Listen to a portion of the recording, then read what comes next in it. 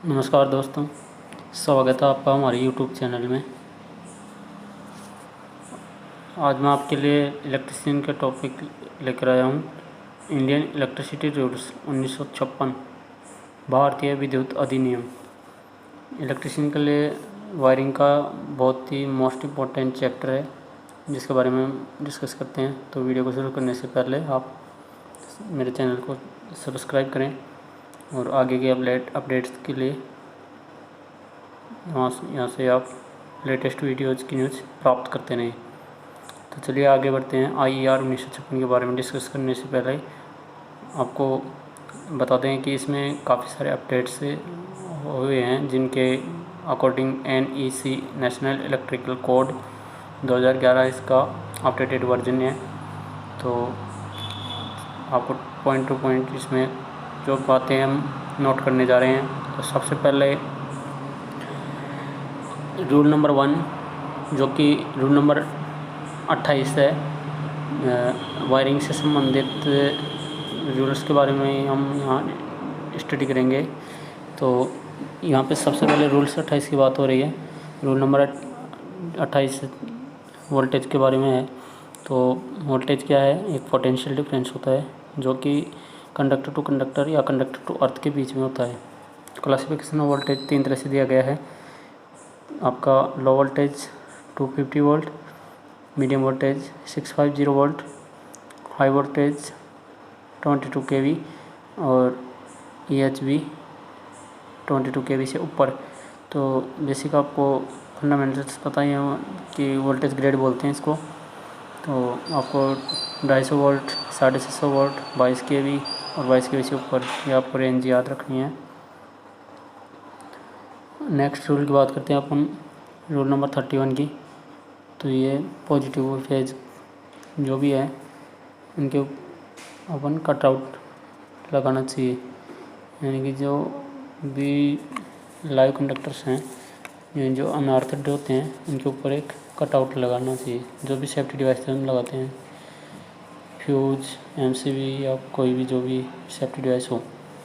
Rule number 32 में चलिए, consumer का जो न्यूट्रल है वो अर्थ करना चाहिए, यानी कि न्यूट्रल जो भी होता है वो बेसिकली अर्थ नहीं किया जाता है। लेकिन कंज्यूमर केस में न्यूट्रल पर अपन कोई सेफ्टी डिवाइस भी नहीं लगाते, तो न्यूट्रल पर कोई फ्यूज या लिंक नहीं लगानी चाहिए। और अगर जैसे न्यूट्रल और अर्थ जो है उनको न्यूट्रल को अर्थ करें तो उस टाइम पे न्यूट्रल को कम्प्लीटली सेपरेटली अर्थ करना चाहिए। और जो भी कंज्यूमर का मेन स्विच होता है उसको चलाने के लिए अपन DPIC या TPIC जो स्विच होते हैं इनका प्रयोग करते हैं। रूल नंबर 33 में यह है कि आपका medium voltage, high voltage, extra high voltage consumer का अलग से अर्थिंग सिस्टम होना चाहिए। कि जो भी कंज्यूमर हैं यहाँ पे इनका सेपरेट अर्थिंग होना चाहिए, प्रत्येक इंस्टॉलेशन उनका अलग अलग कंज्यूमर के हिसाब से। और इलेक्ट्रोड की देखभाल वो जो कंज्यूमर है वो स्वयं करे, या फिर जो आपका सप्लायर है उसकी देख रेख में हो, या इलेक्ट्रोड का देखभाल होना चाहिए। इलेक्ट्रोड की देखभाल में ये है कि इसमें कोयला, नमक, पानी जो भी इनमें अर्थिंग में ज़रूरत है तो उसको ध्यान में रखें।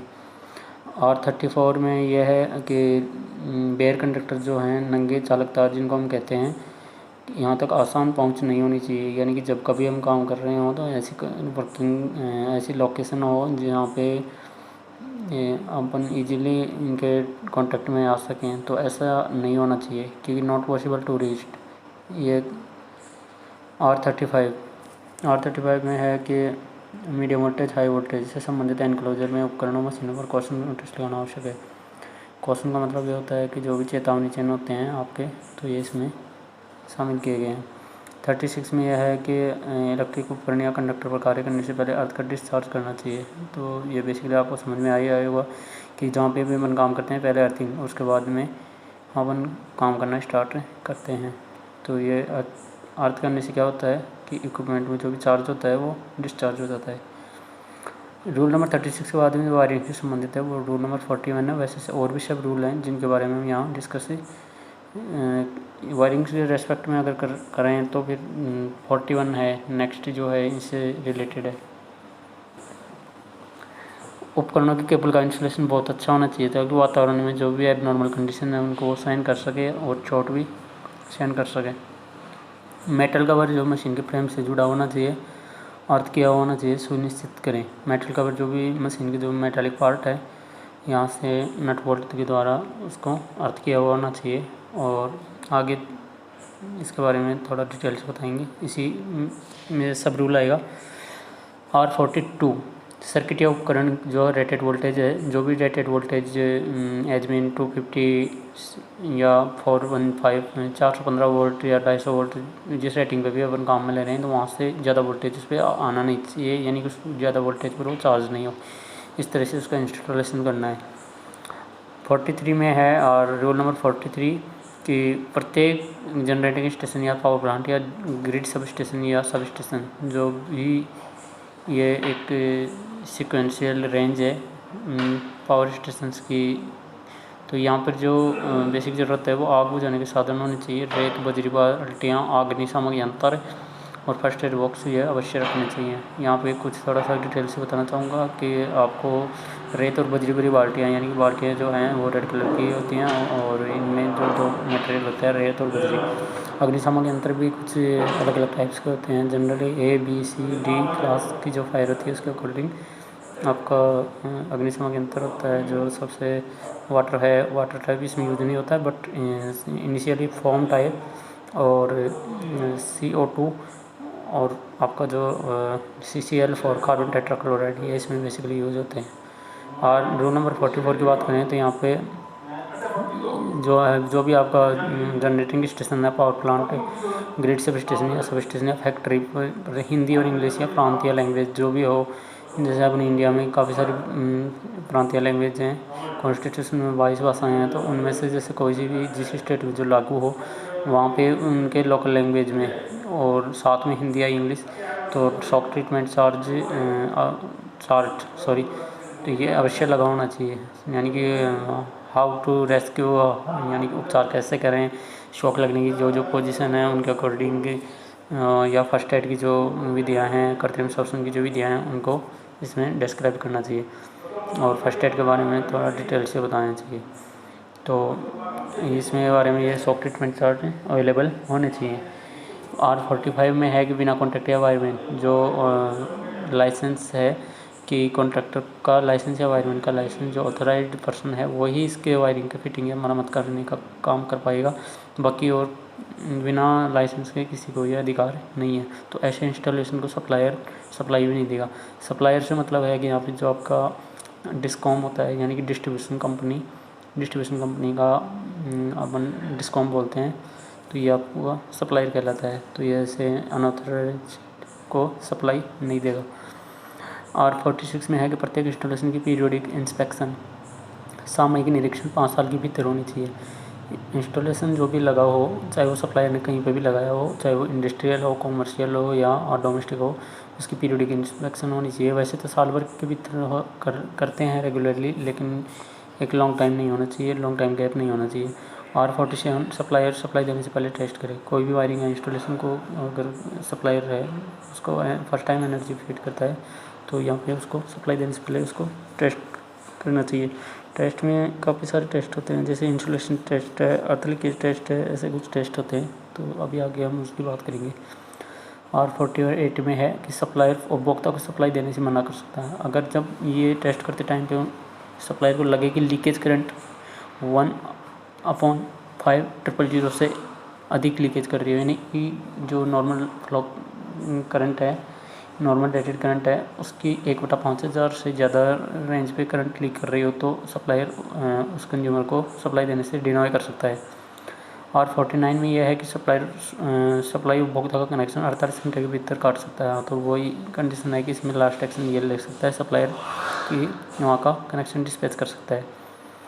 R50 में है, रोल नंबर 50 में है, उपभोक्ता के सप्लाई पॉइंट पर उचित संख्या का पूरे इंस्टॉलेशन का काटने का लिंक के सर्किट ब्रेकर लगा होना चाहिए। ये सर्किट ब्रेकर क्या है कि जैसे मतलब पूरे इंस्टॉलेशन को एक साथ, जिसको हम मेन स्विच बोलते हैं, तो यह वहाँ के हर एक कंज्यूमर के इंस्टॉलेशन के साथ में लगा होना चाहिए। कोई भी जो भी मोटर हो, उपकरण हो, उसकी पूरी सप्लाई को एक साथ ऑपरेट करने के लिए, काटने के लिए स्विच या सर्किट ब्रेकर लगा होनी चाहिए, जिनको हम गैंग ऑपरेटेड स्विच बोलते हैं। तो मेनली क्या है कि मोटर उपकरणों के केस में ये आपका DPIC और TPIC यूज होता है। मशीनों का इंस्टॉलेशन प्रॉपर होना चाहिए। जो इंस्टॉलेशन के केस में यह है कि नॉर्मल वेदर कंडीशन में जो एक एक्यूरेट इंस्टॉलेशन चाहिए वो इसमें अवेलेबल होना चाहिए। तो मौसम का इफेक्ट नहीं होना चाहिए, कोई भी लाइव पार्ट खुला नहीं होना चाहिए, ये तो सबसे इम्पोर्टेंट है, आप जानते ही हो।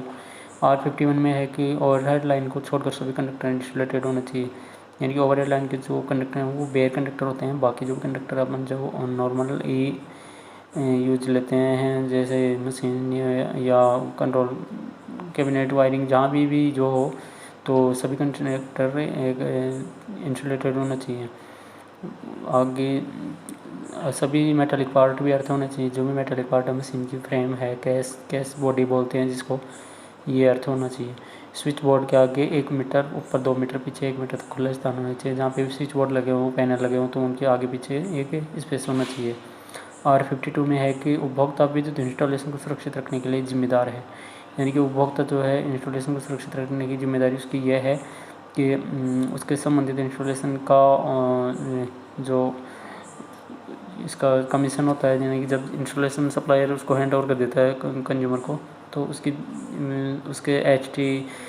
जो भी स्विच गियर हैं, ट्रांसफार्मर है, सर्किट ब्रेकर है, उसका एनर्जी मीटर है या उसकी सर्विस केबल है, तो इन सब की जो सेफ्टी की गारंटी होती है वो कंज्यूमर की होती है, जिसके यहाँ पे ये इंस्टॉलेशन लगा हुआ है। R52/55 में ये बताया गया है कि वोल्टेज रेगुलेशन, तो सप्लायर जो आपकी डिस्ट्रीब्यूशन कंपनी होती है यानी कि डिस्कॉम, वो सप्लाई पॉइंट पर वोल्टेज रेगुलेशन तय सीमा में रखेगा। तो ये आपको वोल्टेज रेगुलेशन की 3 रेंज दे रखी हैं इसमें। लो वोल्टेज 5% और हाई वोल्टेज EHV 12.5%। फ्रीक्वेंसी में ये 3% का उतार चढ़ाव हो सकता है। वैसे आपका यह है कि लो वोल्टेज मीडियम वोल्टेज के केस में 5% ये डिस्कॉम के अंडरटेकिंग में आता है।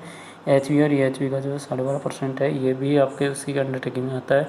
तो फिर फ्रीक्वेंसी जो है आपके जो जनरेटिंग स्टेशन से पावर जनरेट हो रही है उसके आगे जो ट्रांसमिशन और डिस्ट्रीब्यूशन नेटवर्क के थ्रू कंज्यूमर तक पहुंचती है, तो उसमें भी ये आपका सप्लायर ये वेरिएशन नोट करेगा। और R56 में है कि 3 फेज 4 वायर सिस्टम जो लगा हो, जैसे नॉर्मली डिस्ट्रीब्यूशन सिस्टम में होता है ये, तो उसमें न्यूट्रल जो है उसको लिंक द्वारा अवश्य अर्थ किया जाना चाहिए। न्यूट्रल को अर्थ करने का तो अपन ने अभी ऊपर पॉइंट नोट किया था, बट न्यूट्रल का लिंक द्वारा अर्थ अवश्य किया जाना चाहिए, यानी कि न्यूट्रल जो सेपरेटली अर्थ होता ही है, और बाकी जो अर्थ के करते टाइम पे इस पर एक बीच में एक लिंक डाला जाता है नट बोल्ट के टाइम, जिससे कि क्या है कि जब कभी हमें ज़रूरत हो तो न्यूट्रल अर्थ लिंक को खोल के और उसको हम मशीन को टेस्ट कर सकें। मशीन उपकरणों के मेटेलिक आवरण अर्थ होना चाहिए, यह बात आपने पहले नोट कर लिया है।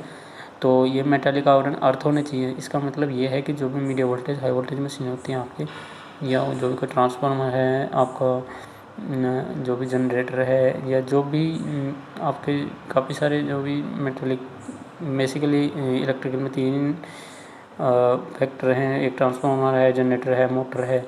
तो ये इस तरह से आपके जो है कोई भी स्ट्रक्चर है, इक्विपमेंट लगा है, तो उसके ड्यूअल अर्थिंग होनी चाहिए। ड्यूअल अर्थिंग का मतलब ये होता है कि 3 फेज में जो ये इंस्टॉलेशन लगे होते हैं यहाँ पे इनकी 2 अर्थिंग होनी चाहिए, यानी कि इनके पॉइंट्स 2 बार अर्थ होने चाहिए।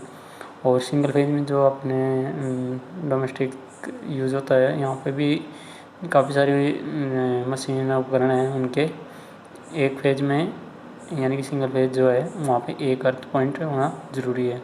जहाँ मान लो छोटी मोटरें लगी हों, सिंगल फेज में जो भी इंस्टॉलेशन लगे हों, वहाँ पे आपका एक अर्थ होना ज़रूरी है, और 3 फेज के जहाँ इंस्टॉलेशन हो वहाँ पे 2 अर्थ होना ज़रूरी है। सभी कंडक्ट फ्रेम यांत्रिक रूप से अच्छे जुड़े हों, यानी कि सब कंडक्ट फ्रेम की जो कपलिंग है, उनका जॉइंट्स हैं, वहाँ से वो अच्छी तरह से कनेक्ट हों। जब कभी मान लो फॉल्ट की कंडीशन बने तो वहाँ पे उसको जो भी अपन ने अर्थ कर रखा है तो आगे वो कंटिन्यूसली रन करता हुआ ग्राउंड हो जाए। तो इसलिए क्या है कि इनके जॉइंट्स कपलिंग वगैरह एकदम टफ होने चाहिए, एकदम कनेक्टिविटी अच्छी होनी चाहिए। सप्लाई शुरू करने से पहले सभी अर्थ पॉइंट न्यूट्रल और सभी earth system must be tested, यानी कि जो सप्लायर है उसका ये ड्यूटी है कि सभी अर्थ सिस्टम को अच्छी तरह से टेस्ट करे, यानी कि अर्थ रेजिस्टेंस जो है, लीकेज करंट का जो अभी आपने ऊपर बात नोट की है वो वाला। R70 में कैपेसिटर के बारे में है कि सभी कैपेसिटर सप्लाई होने पर सेल्फ डिस्चार्ज होने का एक सिस्टम हो। ये आपका ऑटो भी हो सकता है और मैनुअल भी हो सकता है, यानी कि कैपेसिटर के केस में यह है कि कैपेसिटर जब सप्लाई जब ऑफ कर देते हैं तो भी उसके टर्मिनल्स पर चार्ज रहता है। तो उसको अपन जब कभी काम में कर रहे हैं तो वहाँ पे उसका वो चार्ज है वो डिस्चार्ज करने के लिए हम उसका अर्थ लगाते हैं, यानी कि अर्थ स्विच लगाने से क्या होता है, चार्ज ग्राउंड में डिस्चार्ज हो जाता है। तो ये आपको ध्यान में रखना है कैपेसिटर के केस में। R71 में है हाई वोल्टेज जो नियॉन साइन है, यानी कि जो भी अपन देखते हैं चेतावनी चिन्ह सूचना वगैरह जो, तो ये हाई वोल्टेज की जो केस होता है उसमें नियॉन साइन होते हैं, यानी कि चमकदार फ्लैश जो निर्देश होते हैं वो हमारे सामने होने चाहिए। तो प्रोहिबिटेड का मतलब है कि आपका जो प्रतिबंधित क्षेत्र है इस तरह से लगाना चाहिए। High voltage, high tension, low tension, proper insulated each other in transformer, यानी कि ट्रांसफार्मर की जो 2 वाइंडिंग है वो सेपरेटली अलग अलग से इंसुलेटेड होनी चाहिए, यानी कि मैकेनिकली तो आपके एक ही चैम्बर में होती हैं बट इलेक्ट्रिकली इंसुलेटेड होती हैं। तो ये आपको ध्यान में रखना है। और ट्रांसफार्मर की प्रॉपर अर्थ होनी चाहिए, यानी कि क्या चीज़ है जो ट्रांसफार्मर में अर्थ होनी चाहिए। मेन तो होती है कोर और एक सेकेंडरी, यानी कि जो कोर है उसकी वो अर्थ होनी चाहिए। कोर अर्थ होने का यह है कि हाई वोल्टेज मशीनें हैं ये, तो यहाँ पे 2 अर्थ होना ज़रूरी है।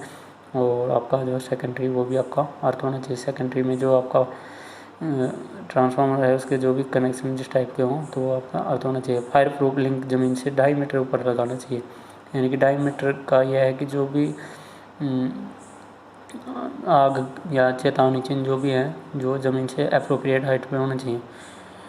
और इलेक्ट्रिकल इंस्पेक्टर को सूचना दीजिए। इस तरह से अपन जो भी वायरिंग इंस्टॉलेशन करते हैं उसके बारे में उसको चार्ज करने से पहले उसको सप्लायर को इन्फॉर्मेशन देना जरूरी है। सप्लायर के थ्रू वो इलेक्ट्रिकल इंस्पेक्टर को भी सूचना देनी चाहिए। और R74 और R74 से 80, तो इसके बारे में हम जो है डिस्ट्रीब्यूशन सिस्टम में आगे डिस्कस करेंगे, जो कि OH लाइन से संबंधित है, यानी कि OH लाइनों को इरेक्शन करना, उसका यूज क्या है, उसके प्रिकॉशंस क्या क्या रखने चाहिए, इस तरह से जो है तो ये आपको अगले वीडियो में अलग से बता दिया जाएगा। Thank you. सब्सक्राइब ये माय यूट्यूब चैनल। अगर आपको ये वीडियो पसंद आया हो तो आप इसको लाइक एंड शेयर करें और चैनल को सब्सक्राइब करें। आज के लिए इतना ही, धन्यवाद।